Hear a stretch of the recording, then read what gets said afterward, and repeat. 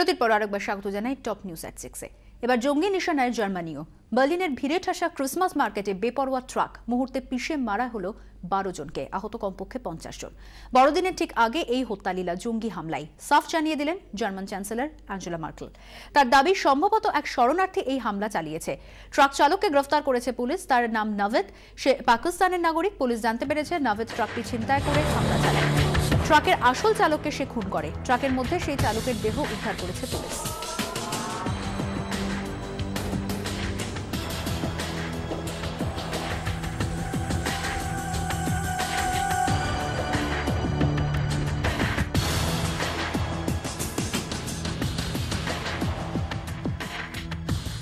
German chancellor Angela Merkel তিনি স্পষ্ট জানিয়ে দিয়েছেন তার দাবি সম্ভবত এক শরণার্থী এই হামলা চালিয়েছে।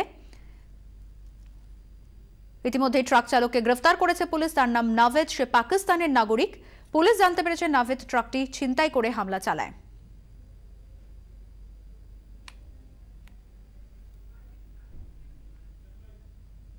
বড়দিনের মুখে বার্লিনে রক্তস্নান, ফিরল ফ্রান্সের নিস হামলা স্মৃতি। গত 15 জুলাই বাসেল দিবসে ফ্রান্সের নিস শহরে ভিড় করেন অসংখ্য মানুষ। আচমকা দুরন্ত গতিতে ঢুকে পড়ে একটি ট্রাকে পিষে খুন করা হয় 84 জনকে। ওই ঘটনার পর ঘাতক ট্রাক চালককে বাহবা দেয় আইসিস। বার্লিনের সিটি স্কোয়ারের ঘটনাতেও গোটা বিশ্ব নিসের ছায়াই দেখছে।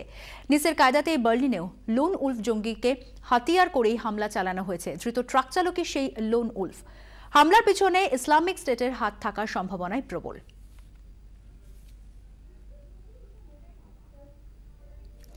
ইউরোপের সংকট আরও ঘনীভূত। আলেপ্পোর খেসারত দিতে হলো রাশিয়াকে। এবার তুরস্কের মাটিতে খুন রুশ রাষ্ট্রদূত। আঙ্কারায় একটি ছবি প্রদর্শনীতে বক্তৃতা দেওয়ার সময় পয়েন্ট ব্ল্যাঙ্ক রেঞ্জ থেকে গুলি করে মারা হলো রুশ রাষ্ট্রদূত আন্দ্রে কার্লভকে। ঠিক পিছন থেকে তাকে গুলি করলেন তুরস্কের এক পুলিশ কর্মী। আলেপ্পোর বদলা নিতেই এই খুন। হামলার পর চিৎকার করে দাবি করে খুনি নিজেই। জানিয়েছেন প্রত্যক্ষদর্শীরা। আততায়ীকে অবশ্য সঙ্গে সঙ্গেই নিকেশ করে পুলিশ। হাসপাতালে মৃত্যু হয় রুশ রাষ্ট্রদূতের। এই হামলাকে সন্ত্রাসবাদী হামলা হিসাবেই দেখছে মস্কো। রাশিয়ার সন্দেহ এর পেছনে আইএসের হাত রয়েছে। সিরিয়ার যুদ্ধে বরাবরই প্রেসিডেন্ট বাশার আল আসাদের পাশে রয়েছে রাশিয়া। অন্যদিকে আসাদের ঘোর বিরোধী তুরস্ক। সম্প্রতি আলেপ্পোর যুদ্ধ নিয়ে তুরস্কের সঙ্গে সংঘাতে জড়িয়ে পড়ে মস্কো।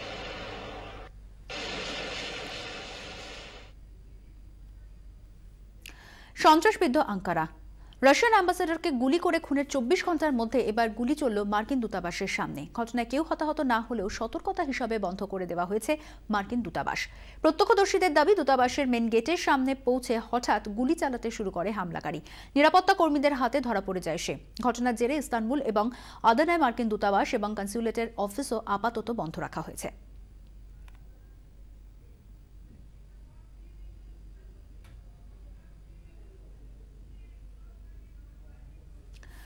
সুইজারল্যান্ডের অন্যতম শহর জুরিকে একটি ইসলামিক সেন্টারেও বন্দুকবাজের হানা।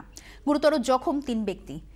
জানা গেছে ওই ইসলামিক সেন্টারে নামাজ পড়ার সময় হঠাৎ হামলা চালায় আততায়ী। পুলিশ জানিয়েছে হামলার পরেই ঘটনাস্থল থেকে পালিয়ে যায় হামলাকারী। আততায়ীর খোঁজে চলছে তল্লাশি। প্রত্যক্ষদর্শীদের বয়ান অনুযায়ী আততায়ী কালো পোশাক পরেছিল।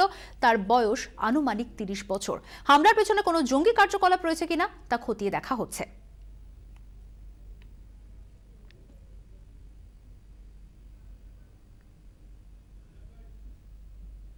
চোখ রাখবো পরের খবরে।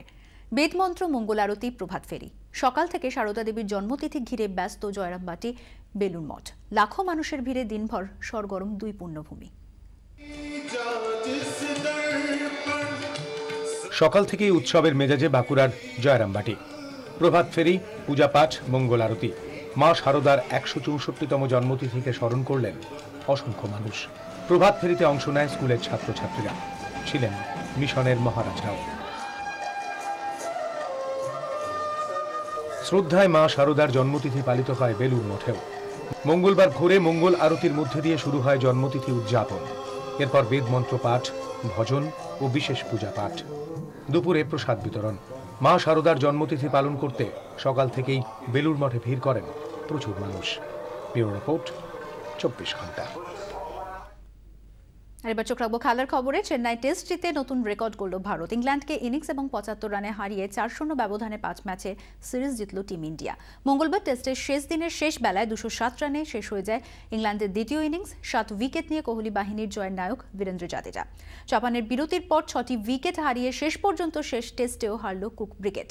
এই প্রথম ৪-০ ব্যবধানে কোনো টেস্ট সিরিজে ইংল্যান্ডকে হারালো টিম ইন্ডিয়া। একই সঙ্গে চেন্নাই টেস্ট জিতে নিজেদের পুরনো রেকর্ড ভেঙে দিল বিরাট বাহিনী। ১৯৮৫ সালে টানা ১৭টি টেস্ট অপরাজিত ছিল ভারত। চেন্নাইতে জিতে আপাতত টানা ১৮টি টেস্টে অপরাজিত কোহলি অ্যান্ড কোম্পানি।